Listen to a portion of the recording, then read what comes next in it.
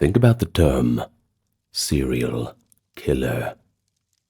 We often have images of a modern menace lurking in those dark city alleys waiting for a victim. But it might be surprising then to learn that ancient Greek literature and history also contains accounts of serial murder, even if the Greeks themselves did not have that modern term for it. In fact, tales from antiquity reveal figures who murdered repeatedly and ritualistically. It terrorized communities just as grimly as any modern villain would. The ancient Greeks were certainly well acquainted with violent crime.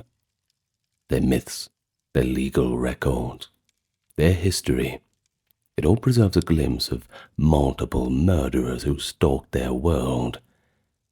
And it's something that we're going to talk about today. A bit of a guide to ancient Greek killers, from start to finish. It'll take us from the realms of legend into recorded history, where those real-life murderers sometimes hid behind a little bit of power or superstition.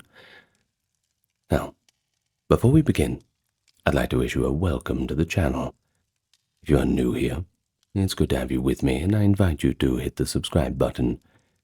And if you're coming back, good to see you again. This video, along with all the videos on this channel, are proudly ad-free.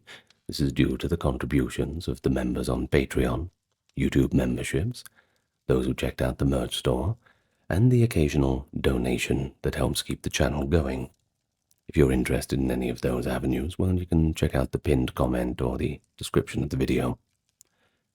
Now, without any further ado, let's get nice and relaxed.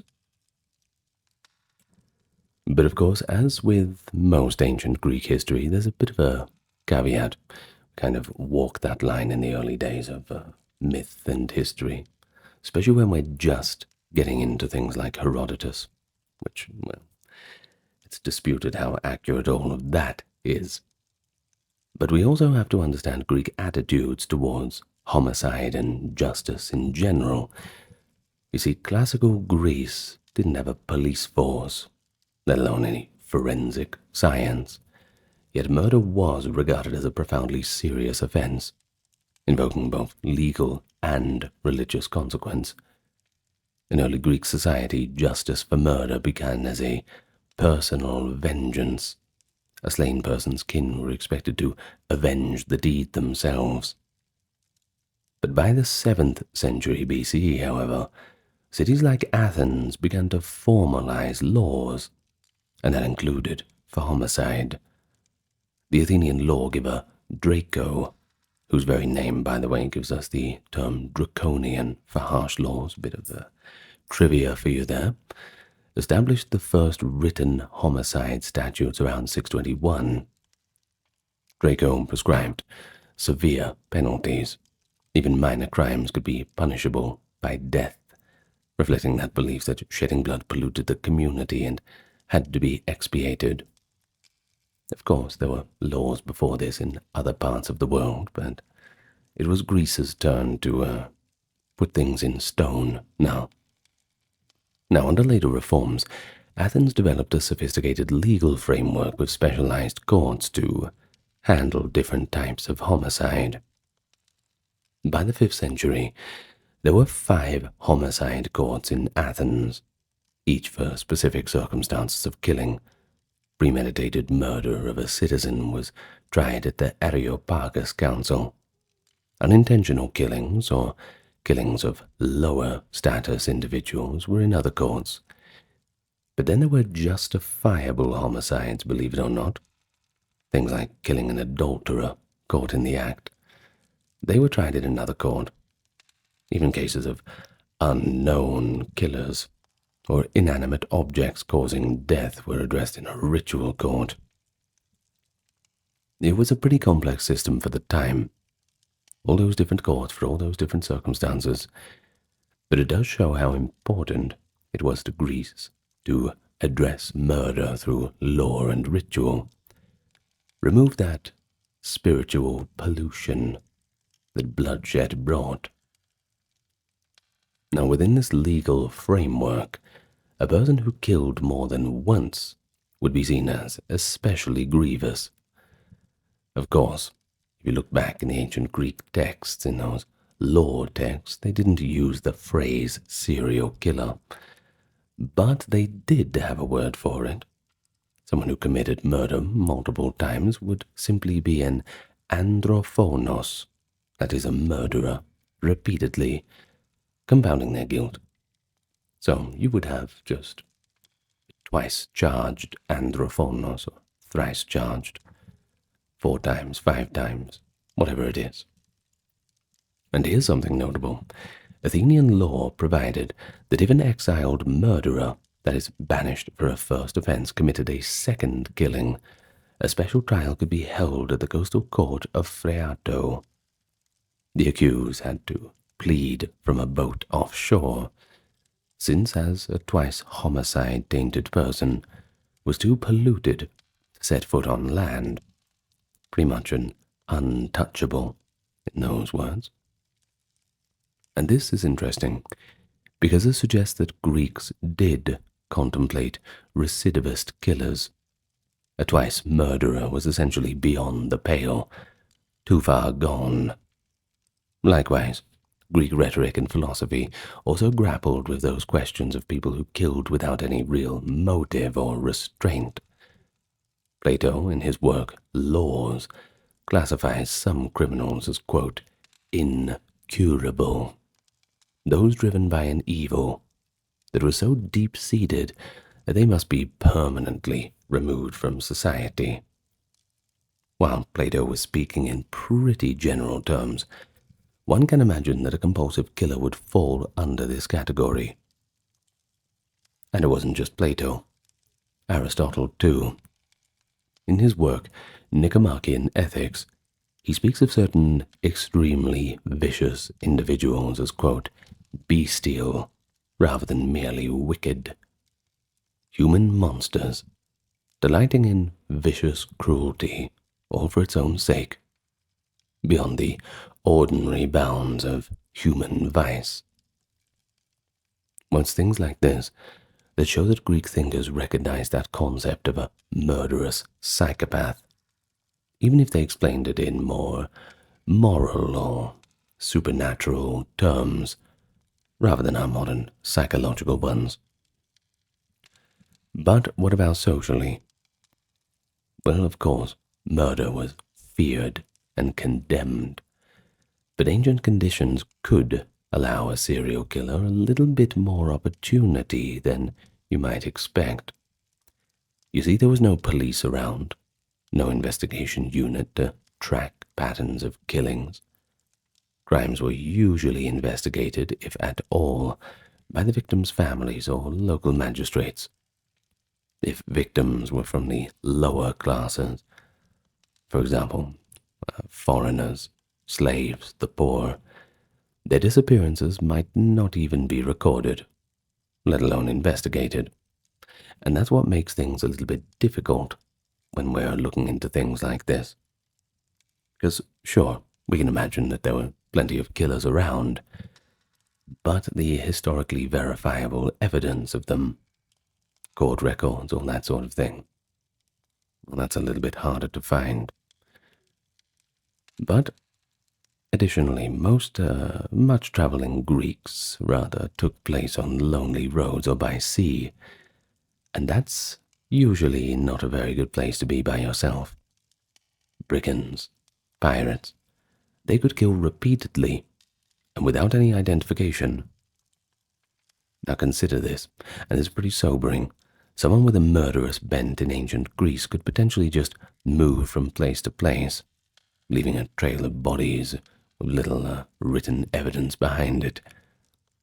The Greek world did experience notorious outbreaks of violent crime.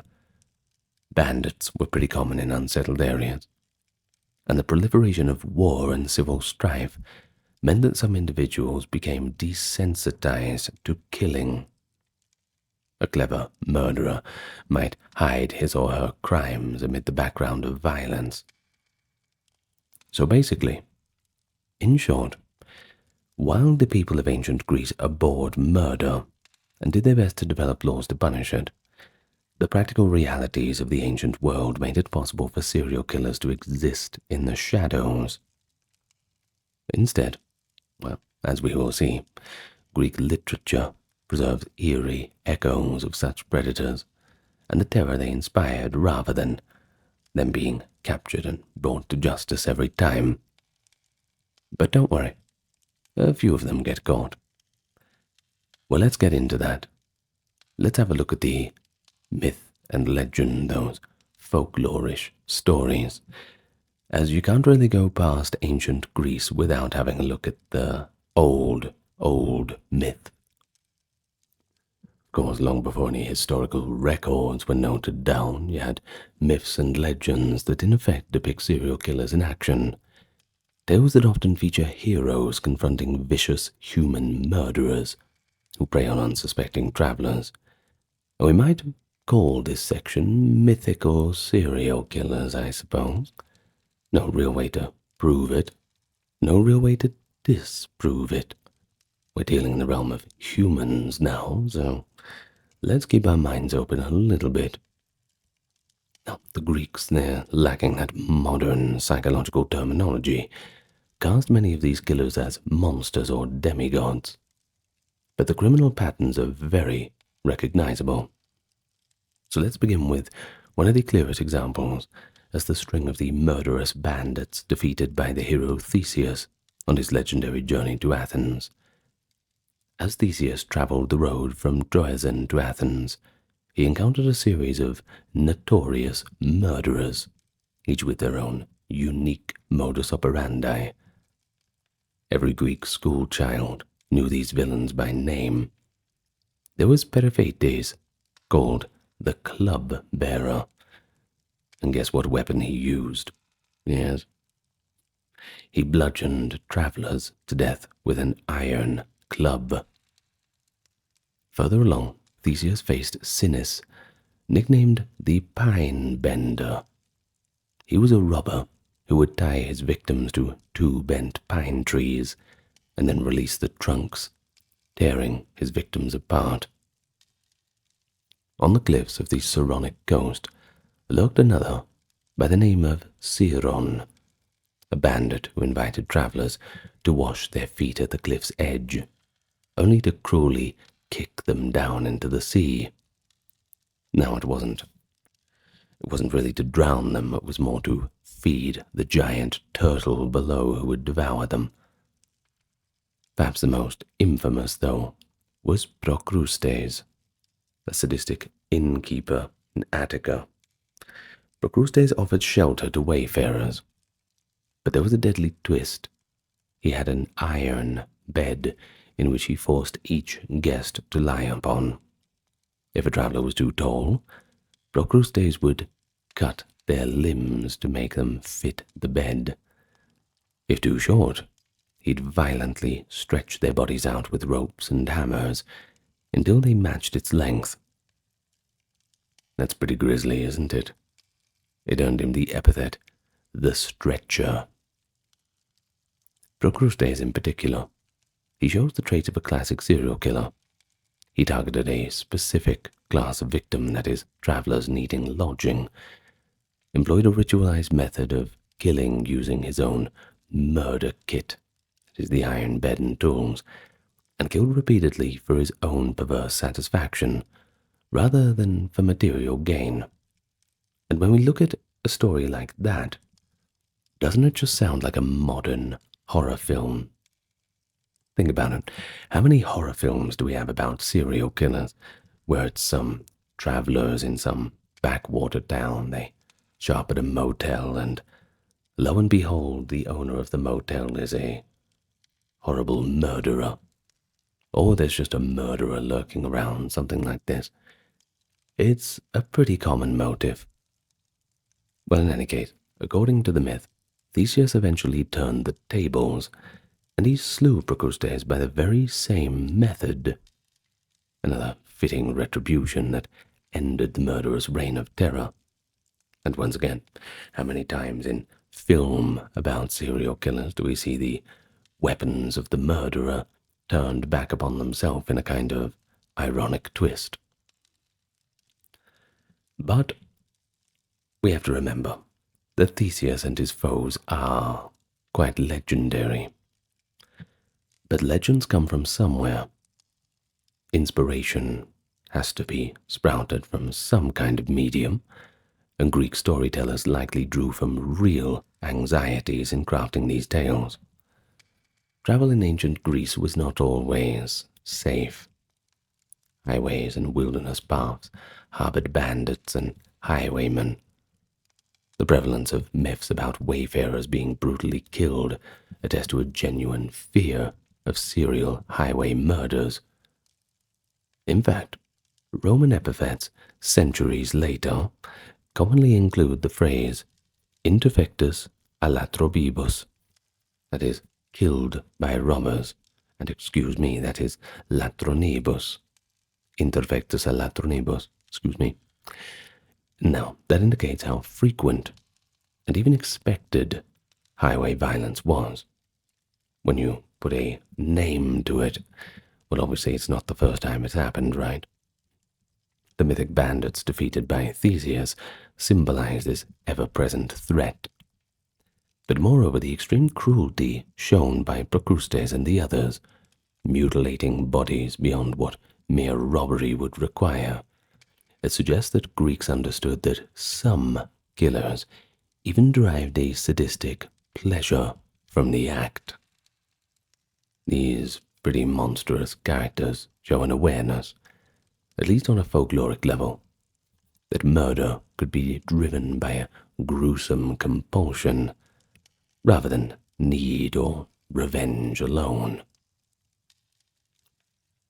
Well, Greek mythology offers other portraits of serial killers, thinly disguised as monsters.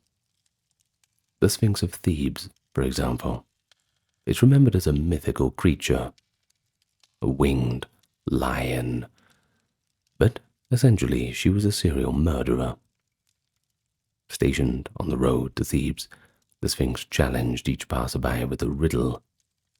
Those who failed to solve it, which was everyone, until Oedipus came along, which is why we're talking about this in Egypt, because it involves the Greeks. Well, everyone except Oedipus were killed and devoured. Her predations claimed multiple victims, one by one, causing such terror that travel and commerce halted until the riddle was finally solved. Now, tellingly, and this is a detail that not many people know, the name Sphinx in Greek actually comes from an old verb which means to strangle. Well, that shows the method of which by the killers were dispatching their victim, that's for sure. And while the Greeks framed the Sphinx as a mythical beast sent by the gods, we can also read her story as an acknowledgement that sometimes a single malignant entity, human or otherwise, might repeatedly prey on a community. Only a clever solution, in this case the wit of Oedipus, could break that cycle of killings. So well done to him. Credit where it is due, that's for sure. But even Greek hero myths sometimes blur that line between heroism and serial murderer. Interestingly, the hero Theseus, after slaying all those evildoers, himself killed at least 5 men on that journey. But had he not been performing a heroic cleansing of Greece, Theseus might have appeared just as another young psycho on a murder spree. It all depends on the framing, of course. Well, the Athenians were quite aware of this tension. Legends say that upon reaching Athens, Theseus underwent trial for ritual purification for all that blood that he spilled, thus preventing him from being seen as polluted by multiple homicides. And without that purification, even a hero could be considered as a murderer. A little bit unfair, isn't it? You saved the lives of all of Greece, thousands and thousands of people, but you kill one guy. You're not a lifesaver, you're a murderer. Funny how that works. Well, it's an interesting little anecdote nonetheless, don't you think?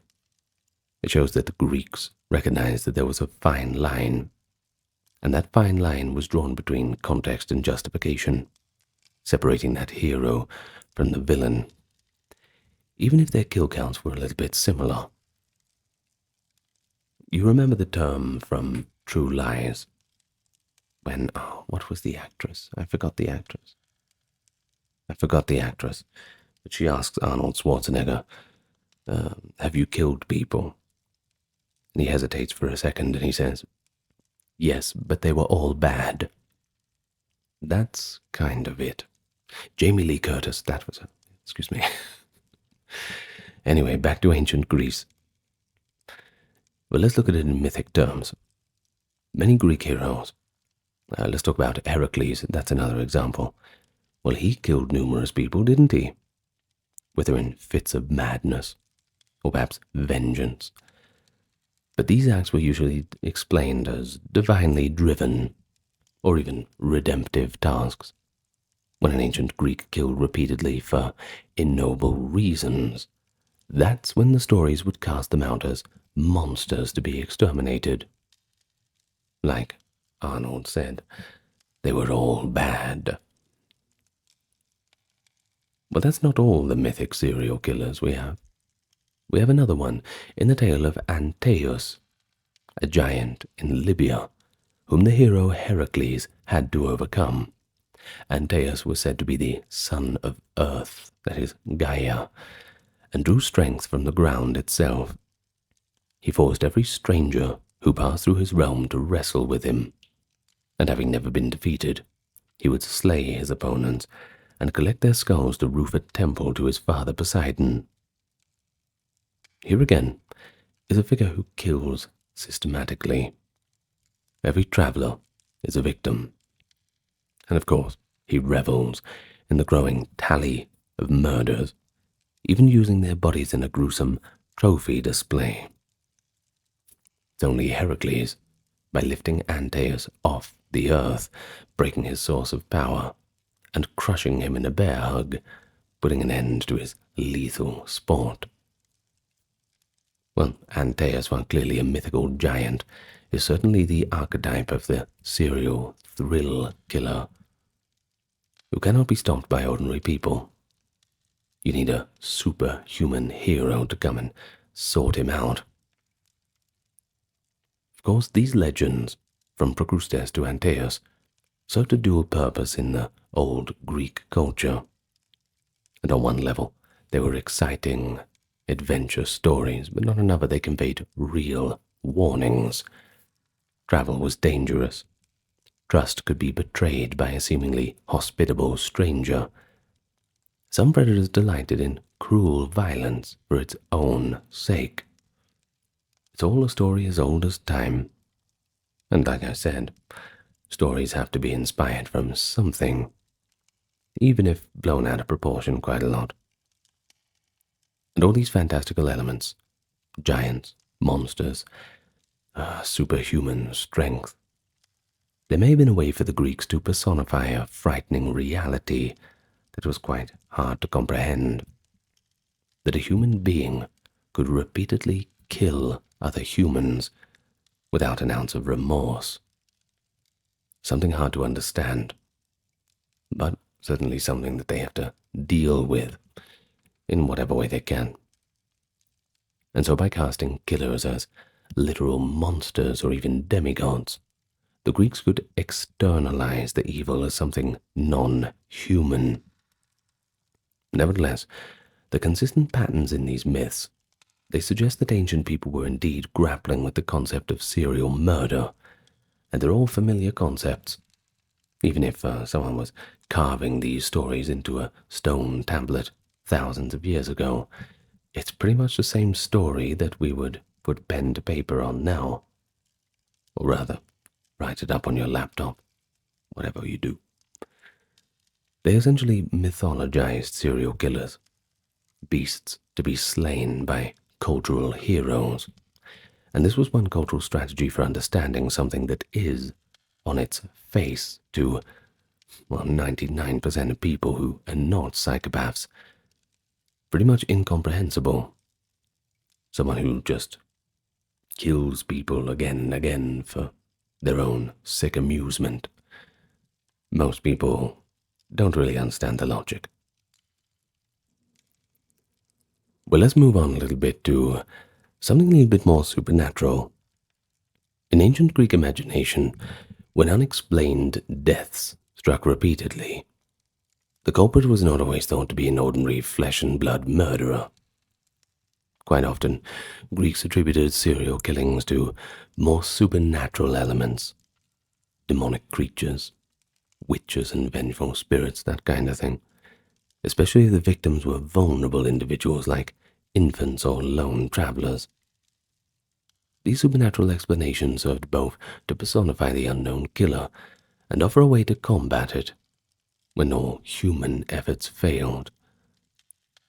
Well, let's have a look at these tales of witches and ghosts. We can discern a shadow of real serial crimes interpreted through the lens of fear and folklore. First, let's talk about the child-killing witches. They were a persistent boogeyman in the ancient world. The Greeks, and later the Romans, believed in beings like the Lamia and the Strix, female monsters or witches that preyed on infants and young children. A Lamia, in Greek lore, was originally a woman cursed by the gods to become a ravenous night demon who steals and devours babies. Mothers in ancient Greece would invoke Lamia as a kind of nursery warning. Behave yourself or Lamia or come and get you, that kind of thing. Now, while on the surface it seems like superstition, historians have pondered whether such beliefs sometimes arose to explain the tragic phenomenon of infants dying mysteriously. Think about diseases like SIDS, this kind of thing, other illnesses. Or perhaps to even mask instances of infanticide or child murder by disturbed individuals.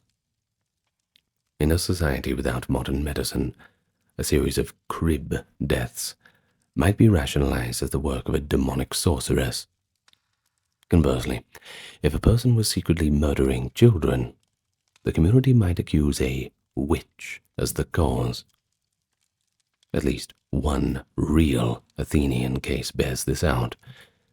A woman named Theoris of Lemnos was tried and executed in Athens in the 4th century BCE, accused of practicing harmful witchcraft. According to later commentary on the case, Theoris is said to have provided potions and incantations, and a maidservant testified against her, implying that children or others had been victimized by her sorcery. Demosthenes, the Athenian orator, even referred to Theoris as, quote, that filthy sorceress whom you executed, and all her family with her. Tell us what you really think, Demosthenes. Well, it was a pretty drastic punishment, executing her entire household. But it does suggest that authorities believed that she was responsible for especially heinous and repeated crimes. And since we have mentions of these poisonings of children, well, possibly child killings. It certainly merited wiping out her entire lineage. They didn't do that very often. Unfortunately, we don't have too much detail on Theoris's case. I mean, we're talking a couple thousand years ago here, so we do what we can. But it does provide a glimpse into how an actual person could be branded a witch and a mass murderer in classical Athens. It's a historical example of a suspected serial killing cloaked in accusations of magic. The people of the time just making sense of things in any way they could. But they also had spine-chilling ghost stories that sound remarkably like serial killer legends. And a prime example comes from the 2nd century CE travel writer Pausanias, who relates the legend of the daimon of Temesa, essentially a ghost who became a serial killer. The tale goes back to the 5th century BCE, in the town of Temesa in southern Italy, which was at the time Magna Graecia, a Greek colony region, so yes, we are within our geographic limit. According to Pausanias, a sailor in Odysseus's crew assaulted a local girl at Temesa. The outraged villagers stoned the sailor to death in punishment, and quite rightly. But the death did not end his evil. Oh no, the ghost of the sailor, or daimon, returned to haunt Temesa and commenced killing the townspeople indiscriminately, regardless of anyone's age or gender. He was coming after anyone. The spectre murdered numerous citizens one by one, and the terrified survivors could not predict who would be next. In essence, a supernatural serial killer was on the loose. The community sought guidance from the Delphic oracle, who decreed that they must placate the angry spirit. How to do that? Well, she told them to build him a shrine, believe it or not, and offer him the annual sacrifice of a virgin bride. In other words, to stop the random murders, Temesa had to institutionalize them. Each year the ghost would claim only one victim, a young maiden given to him, and the rest of the populace would be left alone. Now that's a rock and a hard place, isn't it? A pretty grim bargain. And it continued until the traveling hero, the Olympic boxer Euthymos, arrived in Temesa. Euthymos fell in love with a maiden who was about to become the next victim of the ghost. And in the dramatic climax of the story, the boxer confronted the murderous spirit and fought him, ultimately driving the ghost away forever and saving the girl. And I love this. Just a boxer showing up, challenging a ghost to a fist fight. I think that's brilliant. It's... Anyway, it sounds like an Oblivion quest, something like that. In any case, free at last from that cursed killer, the people of Temesa understandably rejoiced. Pausanias even mentions that in a painting of the scene the ghost was depicted as a dark figure clad in wolf skin, and was given the name Lycus, meaning wolf. Well, it's a pretty extraordinary legend, don't you think? It shows many features of serial killer cases, thinly veiled as ghost tales. We have a series of murders occurring over time, victims across different demographics, even a sexual element. I mentioned the assault, words that I cannot say on YouTube, and a pattern that evolves too. At first, the spirit slays randomly, but then he ritualizes his killings by targeting only young virgin girls each year. There is that cooling off period between murders. It's literally institutionalized as a one-year interval mandated by the Oracle of Delphi. And the use of a wolf motive, the ghost named Wolf, wearing wolf skin too, hints that the Greeks associated these repeated killings with ferocity and inhumane brutality, essentially labeling the killer a wild beast, even a werewolf, perhaps. And indeed later interpretations have suggested this tale might originally been a werewolf story, given the parallels to other legends of men turning into wolves and attacking people. Well, whether it's ghost or werewolf, the Temesa killer was clearly not human in the popular imagination. Yet one can't help wondering if behind this supernatural narrative lay some memory of a very human murderer. Some scholars have speculated that this kind of story, a restless killer spirit requiring appeasement, could encode an ancient case of flesh and blood murder. And perhaps the real community of Temesa suffered an unexplained series of murders of maidens and concocted a ghost explanation as a way to make sense of all the terror. In the absence of an identified human culprit, blaming a vengeful spirit or monster was a way to both explain the events, but also to find a solution, even if that solution was horrific in itself. Well, the eventual intervention of that hero, Euthymos, is quite telling.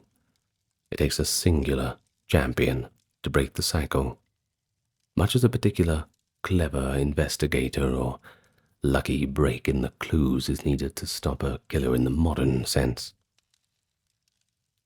And then there's other supernatural killers in Greek lore, like Emposai and Marmolikeia, species of female demons who lured young men by appearing as beautiful women and then consumed them, a closer parallel to later vampire legends.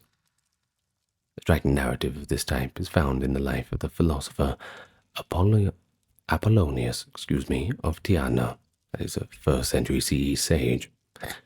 Apollonius's biographer Philostratus recounts an incident in Corinth when a handsome young man named Menipos was seduced by a wealthy, lovely woman who promised him marriage, and probably, quite a bit of money too. Always helps to grease the wheels, I suppose. Well, Apollonius, gifted with spiritual insight, intervened on the wedding day and exposed the bride as a supernatural predator. In some versions, a lamia. In others, a phasma, that is a ghostly apparition. Of course, once unmasked, the jig was up. The lamia wailed that she had fattened Menipus up with rich foods to devour him, and she admitted she had feasted on many young men before. But then she just vanished, leaving behind nothing but a wrecked illusion. Even the gold and wine she had provided were revealed as fake. Bad luck, Menipus. Well, here we have a tale of a seductive serial killer demon, methodically preying on men by charm and deceit. And while it's clearly folkloric, the story might echo warnings about dangerous courtesans or lethal temptresses. That ancient equivalent of a black widow killer who lures victims into their trap with promises of a better life. And other things. Well, that popular imagination cast it as a vampire-like monster. How else are you going to explain young men disappearing after courting the same enchanting woman? And once more, a supernatural explanation fills that gap of knowledge.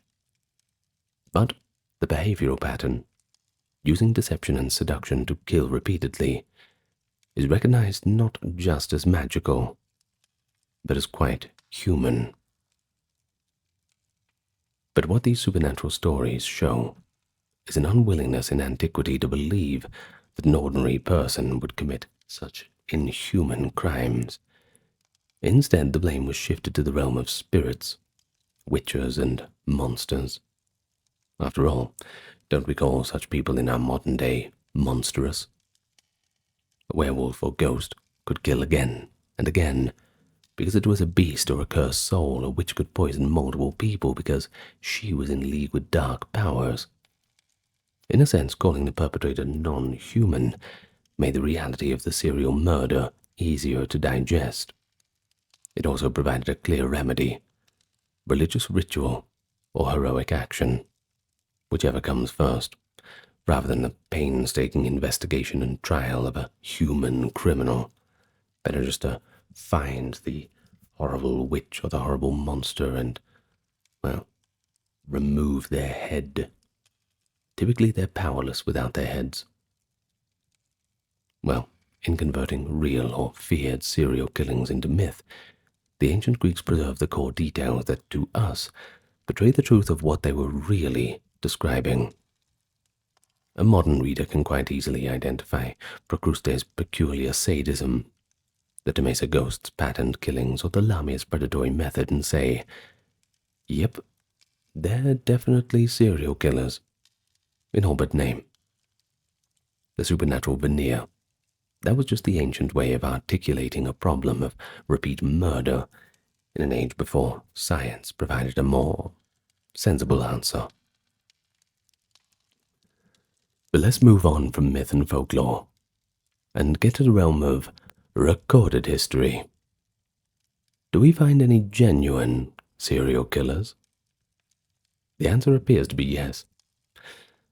Though The evidence is often a bit fragmentary. Ancient writers sometimes couch the accounts based in biased terms, I suppose.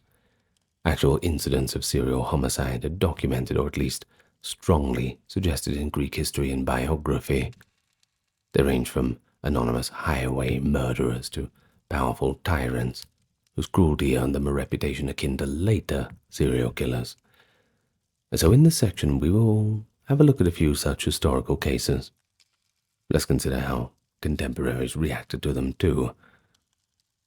One context that produced repeat serial killers was banditry and piracy, real-life analogues to the mythical highwaymen vanquished by Theseus, I suppose. Like I said, it all comes from somewhere. Well, throughout antiquity, travelers faced the risk of robbery and violence, and some brigands undoubtedly killed multiple victims over the years. There's no stretch of the imagination for that. However, ancient historians rarely give us the personal stories of these criminals, unless they intersected dramatically with famous events. A rare and insightful description comes not from a historian, but from a rhetorician.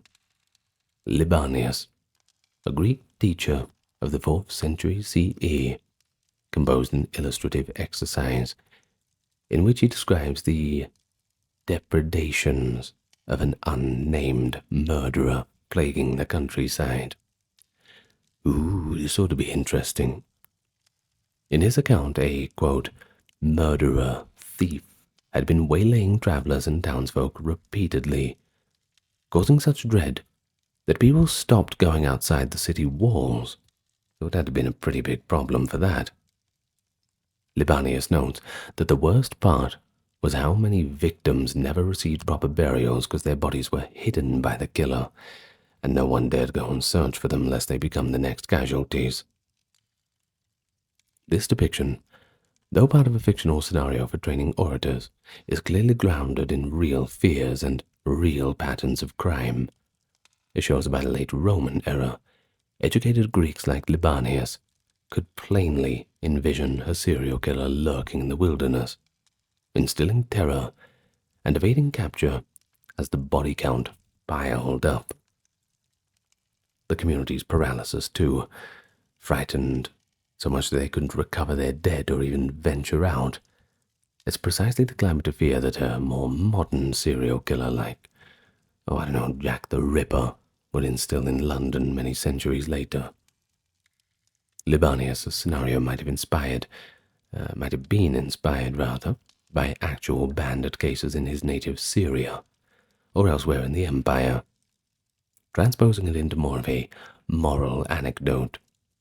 But it does confirm that ancient people were not only aware of such things happening, but they also understood the social trauma that serial killers inflicted.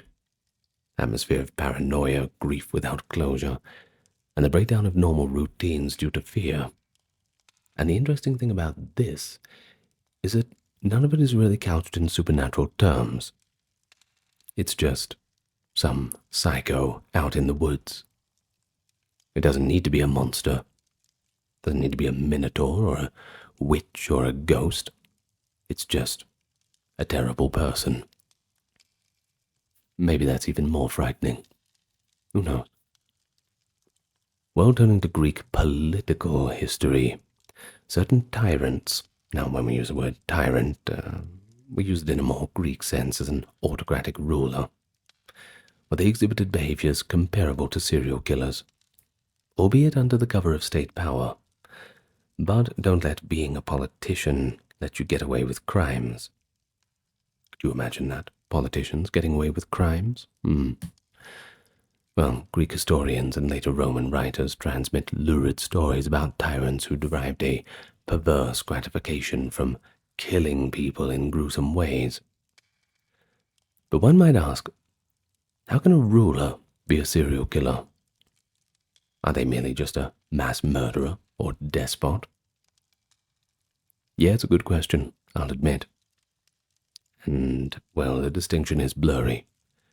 But some tyrants killed not for political expediency alone, but for personal sadistic pleasure, essentially treating their subjects as victims in a long series of violent acts. We have one quite notorious example: Phalaris, the 6th century BCE tyrant of Acragas, that is, Agrigentum in Sicily. Ancient anecdotes, preserved in sources like Diodorus Siculus and later writers, claim that Phalaris commissioned an ingenious torture execution device known as the brazen bull. It's quite horrible. It was a life-size bronze bull, hollowed out. Victims were locked inside, and a fire was lit beneath, roasting them alive. But here's the interesting part. The design included pipes that converted the victim's screams into the bellowing sounds of an angry bull. Pretty horrible. Not on the list of the most pleasant inventions. Well, according to legend, Phalaris used this horrific contraption on multiple people. One account even suggests that his first victim was the bull's inventor as a demonstration. Whether or not the details are true, Phalaris' name became synonymous with wanton cruelty. Later Greeks and Romans cited him as the archetypal tyrant who enjoyed killing, and not just normal, run-of-the-mill, chop off the head. No, he was quite creative. If he indeed repeatedly burned people alive to instill fear and satisfy his cruelty, well, Phalaris can certainly be seen as a serial killer in power. There's no other nice way of putting it. Of course, the difference is, he was protected by his throne from punishment. But his streak was only broken when he was overthrown, and supposedly he met a taste of his own medicine, thrown in the brazen bull himself. I think we can cross our fingers and hope that this horrible despot did indeed suffer that fate. Serves him right. The story of Phalaris, much repeated in literature, it reinforced the idea that some individuals kill with compulsion. When such a person held power, the death toll can rack up pretty quickly. But let's go back to mainland Greece. They had rulers of frightening brutality too. In the 4th century BCE, Alexander of Pherae ruled as a tyrant in Thessaly, and he was remembered for his sadistic behavior. Contemporary historians like Xenophon and later biographers like Plutarch describe Alexander of Pherae as a man who delighted in cruelty. He is said to have murdered several of his own family members to secure power, and once on the throne, he engaged in acts of terror against subjects and enemies alike. He reportedly had a habit of tying up people and tormenting them. One anecdote relates Alexander had his sister-in-law's youngest brother as a catamite, and, in a fit of jealous rage, bound the youth. When his wife pleaded for her brother's life, Alexander responded by murdering the boy outright. This personal cold-blooded killing was not an isolated incident. Alexander's reign was marked by numerous executions and arbitrary slayings. At one point, he slaughtered a whole group of town leaders from the Thessalian city of Scotusa, after they had surrendered to him, an event certainly described in no uncertain terms as a massacre. While that was a single large incident, more mass murder than serial, the pattern of Alexander's life was one of habitual bloodshed, beyond the necessities of governance. Plutarch even notes that the tyrant so alarmed his own wife Thebe with his brutality that she eventually conspired with her brothers to assassinate him while he slept. In effect, Alexander's career was a prolonged series of murders, enabled by absolute power. He killed because he could, and by all accounts, because he relished intimidation and blood. Greek writers who hated tyrants on principle portrayed him as a kind of human monster. And here's something interesting too. Plutarch records a detail that humanizes how others saw Alexander. He allegedly worshipped the spear with which he had first killed an uncle to usurp authority, treating the weapon as a kind of godlike figure. This almost ritualistic reverence for a murder weapon could be seen as akin to fetishism, sometimes noted in modern serial killers. It shows how a human could turn killing into a fanatical practice. Alexander of Pherae's downfall at the hands of Thebe and her brothers was greeted by relief by his subjects, much as a community might breathe easier once a serial murderer is finally brought to justice. But not all killers were so high profile. Many lurked in the shadows of history. We occasionally hear tantalizing hints of unsolved or mysterious murder sprees. For instance, several later Greek inscriptions imply that when children died under suspicious circumstance, their families suspected human malice. One grave epitaph laments the death of a child and implies a pharmakis, a witch or poisoner, was responsible, essentially accusing an unknown person of the infanticide. In small communities, if multiple infants died unexpectedly, gossip might coalesce around a scapegoat figure, usually an elderly woman, rumored to be a witch. That's pretty common, isn't it? Well, this could lead to community-sanctioned violence against the suspect or a trial if authorities took a dump. And while we lack detailed chronicles of, say, a Greek baby farmer or child killer, the fear clearly existed. It's likely that such murderers did operate undetected or perhaps unrecorded. But we should also consider the Hellenistic and Roman periods in Greek lines, where records were a little bit richer. Under the Roman Empire, Greek writers indicate that serial murder was not entirely unknown. In fact, the idea of a serial killer was sometimes used to smear political enemies. Roman biographers like Suetonius and Tacitus, for example, accused the Emperor Nero of youthful perversity, claiming that before he became emperor, Nero would walk around in the streets at night, randomly stabbing passers-by or torturing bound victims while dressed in wild animal skins. It sounds a bit fanciful, don't you think? They're likely exaggerated, or even fabricated, to paint Nero as monstrous, but they are revealing. They showed that by the 1st and 2nd century CE, people could imagine a scenario in which a person, even a high-born youth at that, secretly committed serial murder for pleasure.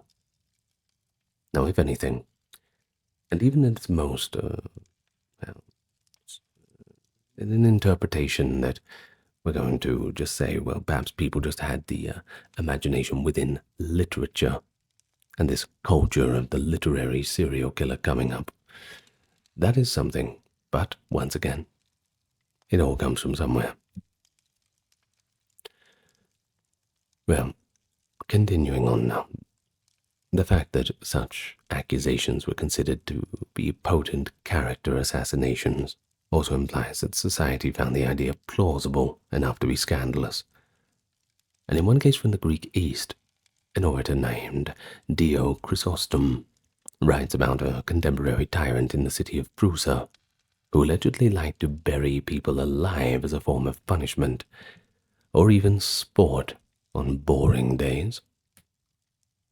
Again, it's hard to disentangle propaganda from truth, yet the recurring motive is a powerful individual behaving in what we term as a serial killer. Well, by the late antique period, that is, 3rd to 4th century, when the Roman Empire was Christianizing, church sources occasionally mentioned individuals who could be likened to serial killers, although they often were framed as martyrs, persecutors, or diabolically influenced persons. One might cite the case of St. Nestor's legend, Nestor was said to have slain a series of infants in a demonic frenzy before converting to Christianity. Though a religious legend, it does reflect the persistent notion of an evildoer killing sequentially, without any rational motive, but this time stopped by divine intervention. So overall, hard evidence of true, quote, serial killers in antiquity is pretty rare, and that is as one might expect in an era without modern crime reporting. But there certainly are hints, and we can piece them together from historical anecdotes, legal cases, and biographical smears, concluding that serial killers did exist in ancient Greece. Some hid behind the respectability of status, like tyrants or poisoned relatives quietly. Others were lower-class predators, who might never be chronicled unless they intersected with famous figures. But where the record is silent, logic and archaeology, and also demography, suggest a sobering possibility. Many serial murderers simply went undetected or unpunished.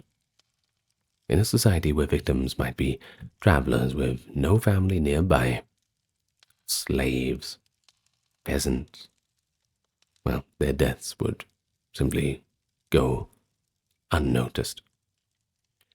Ancient commentators even acknowledged this. One modern historian has noted an ancient remark that in times and places of lax oversight, there could have been hundreds of serial killers, and killings which were never investigated very far, especially if the victims were of that aforementioned low status. For all of its advances in law and everything else, ancient Greek society, they simply lacked the centralized mechanisms that today help connect clues and catch serial offenders. So it is a bit of a video of speculation, a little bit of imagination, and it's all right within the historical realm to speculate and use a bit of imagination, as long as you're not coming to concrete conclusions. It's a YouTube channel, not a peer-reviewed journal. I don't think they'll be putting me in the archaeological review anytime soon, but that's all right. We're here to have fun, and I hope you had fun, despite the, well, the macabre topic. But hey, you enjoyed it, because you're here, anyway. I'm going to thank my top-tier patrons and supporters: Kimberly, Christine, Sally, Ember, Susan, Carrie, Charlene, Lynn, Therese, Katiana, Nicholas, Ulfednir, Alexander, Charles, Christine, Dr. Neuronerd, Erin, Jaden, Jim, Jeffrey, Jessica, Madeline, Melissa, Orthodox Review, Scott, Shell, Wendy, Josie, Sarah, Ryan, Thor, Cameron, Stefan, Kevin, HMSHH, Crystal, Tavri, Anthony, Lucy, Brandon, Gugu Bubonic, Nicholas, Craig, Neftis, Alexander, Gokhan, Dorsey, Vanita, Claire, Courtesy, Carol, Robert, Mary, Bridget, Nefertari, Yvette, Miss Mochi, 11, Allison, Free American, Jennifer, Brittany, David, Cody, and Brian. All right, and that's it from me. Like I said, hope you've had fun. If you have anything to add, well, tell me in the comments what you think about all this. But as for me, I am done for the evening. Good night, everyone. As always, lots of love to you all, and watch your back. Farewell for now.